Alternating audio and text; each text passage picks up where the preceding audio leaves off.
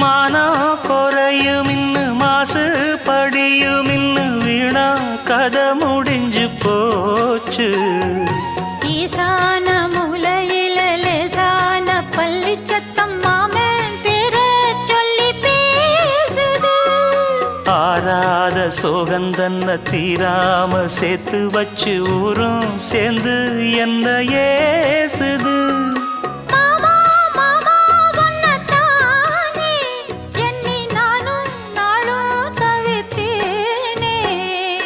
கூண்டுக்குள்ள என்ன வச்சு கூடி நின்ன ஊரை விட்டு கூண்டுக்குள்ள போனதென்ன கோலக்கிளி.